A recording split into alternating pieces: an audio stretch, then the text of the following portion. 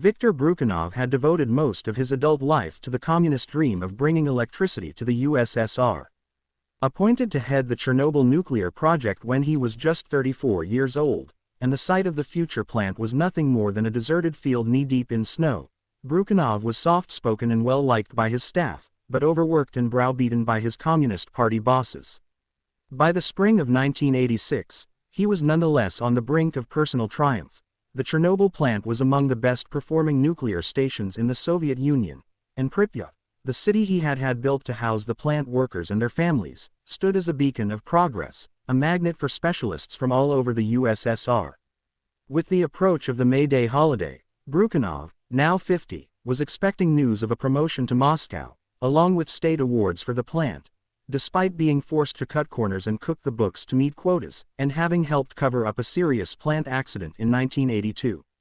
A year later, Brukhanov had also signed off on the launch of the station's newest and most advanced reactor, Reactor Unit No. 4, even though a key required safety test hadn't been carried out. When the test was rescheduled to take place during a regular maintenance shutdown of the reactor on April 25, 1986, Brukhanov's deputy, a party loyalist who had learned what little he knew of nuclear physics from a correspondence course, didn't even bother to tell his boss it was happening. As the administrative head of the entire Chernobyl enterprise, Brukhanov would be held personally responsible for anything that went wrong at the plant. When he first glimpsed the scale of the destruction of Unit 4, his first thought was, "I'm going to prison." One of the most experienced nuclear engineers at the Chernobyl station, Anatoly Dyatlov, had arrived in Ukraine from the top-secret Laboratory 23 in the Soviet Far East, where he had overseen a team installing reactors in the USSR's growing fleet of nuclear-powered submarines. But the manner Dyatlov had developed while working at the military laboratory didn't endear him to the young civilian staff of the nuclear power plant. They found the gray-haired Siberian harsh and dictatorial, and although Chernobyl workers respected him for the depth of his knowledge, many feared or even detested him. His insistence that they unquestioningly follow his orders to the letter and the power he wielded to punish those who disobeyed him. On the night of the accident, Dyatlov was responsible for overseeing the long-overdue safety test on reactor No. 4. By the time it finally began, in the small hours of April 26, he was sleep-deprived and as ill-tempered as ever. When the young reactor engineer, Leonid Toptanov, made a mistake soon after taking over at the controls on the midnight shift, Dyatlov insisted on continuing with the test, even though Toptanov and safety protocols suggested otherwise. A graduate of the Moscow Engineering and Physics Institute, the esteemed Soviet counterpart to the Massachusetts Institute of Technology, Toptanov was just 25 years old when he took the controls of Reactor No. 4 on the night of the accident. Well-trained, independent-minded and something of a ladies' man, the mustachioed Toptanov, lenu to his friends, had written his graduate thesis on fine points of reactor physics and knew that under certain circumstances the equipment under his control could be capricious and difficult to master. But he had also been a senior reactor operator for just 2 months and had never before piloted the reactor through the difficult shutdown process before. He was unaware of the numerous design faults that made accidents not merely possible, but likely, during the normal course of operation. A series of crucial missteps ensued, any one of which would not in themselves have caused a disaster. But in this case, they fell together in a deadly confluence. Before the ill-fated test began, Toptanov somehow skipped a step in the process of assuming control of the reactor, accidentally allowing its power output to fall almost to nothing. His training suggested he shut the reactor down, ending the important test before it had even begun. But Anatoly Dyatlov, the senior manager in the room, threatened Toptanov, forcing him to increase the reactor's power toward the level required for the test.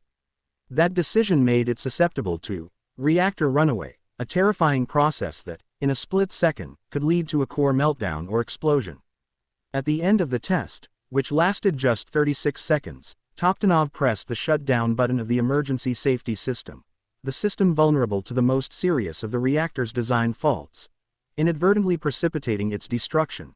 The resulting power surge inside the core led to a pair of explosions that blew the massive concrete lid off the reactor and destroyed the roof and upper reaches of the building around it.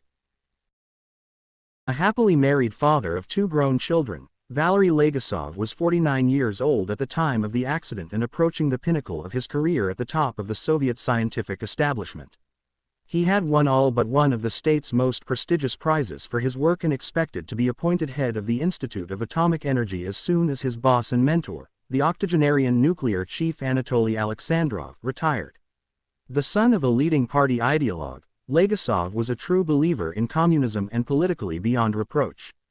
Living in a grand villa a short walk from his office at the institute, he was also a keen athlete who skied, played tennis and wrote poetry in his spare time. He learned that an accident had occurred at the Chernobyl plant in Ukraine during a regular party meeting on the morning of Saturday, April 26. A radiochemistry specialist, he knew little about nuclear reactors, but was ordered to join a government commission, flown to the scene to take control of the emergency and immediately put in charge of containing the consequences of the explosion. What Legasov witnessed in Chernobyl would change the course of his life. The chaos and incompetence he saw shook his confidence in socialism. The radiation dose he received shattered his health, and his subsequent attempts to reform the Soviet scientific system destroyed his career. A grizzled apparatchik at the head of the USSR's fuel and energy industries, Sherbina was preparing to give a speech to workers in an oil field near the border with Kazakhstan when he received an urgent summons from Moscow to fly to Ukraine to take charge of managing the developing disaster in Chernobyl. At 66, balding, bulldog-faced and sure of himself, the minister was an old hand in the ways of the system, its patterns of absurd quotas and preposterous deadlines. As chairman of the government's Chernobyl Commission, Sherbina was responsible not only for bringing the catastrophe under control but investigating its consequences. Without his approval, nothing could happen inside the exclusion zone that soon surrounded the remains of reactor number 4. Arriving on the scene on the evening following the explosion, he projected the brash confidence expected of senior Soviet managers. Not only did he disregard the need for personal radiation protection, but he dismissed calls for immediate evacuation of the city of Pripyat as the wayward opinions of panic-mongering weaklings. It was not until almost 36 hours after a pillar of toxic radionuclides began pouring from the wreckage of the reactor that the city's residents were finally allowed to leave. Arriving in Pripyat in 1979, fresh from school at the age of 16, Lyudmila took a bed in a student dormitory and a job as a pastry chef in the canteen of the Chernobyl nuclear plant. Soon after, she met Vasily Ignatenko, a young fireman at the city's paramilitary fire station number 6. Stocky and thick-set, Ignatenko was charming and talkative, and the champion athlete of the brigade, a regular in the competitive firefighting championships held throughout the USSR. The couple married in 1983 and moved into a small one-bedroom flat in the annex above the fire station reserved for members of the brigade and their families. They gathered blueberries and wild mushrooms in the countryside around the city and barbecued in the garden with their friends from the station.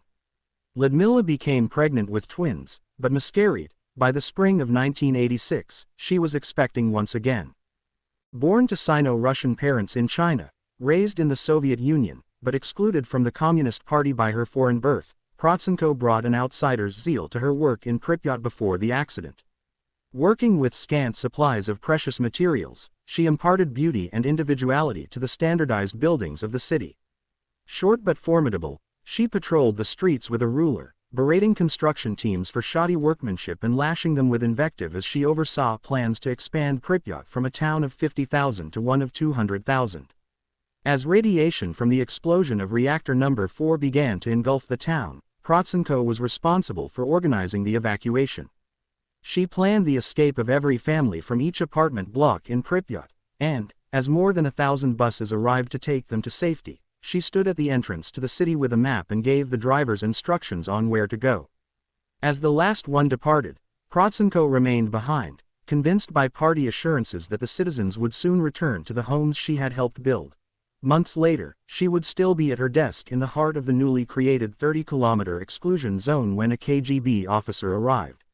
His request, to help map a fence intended to permanently seal off the city she helped create from the outside world.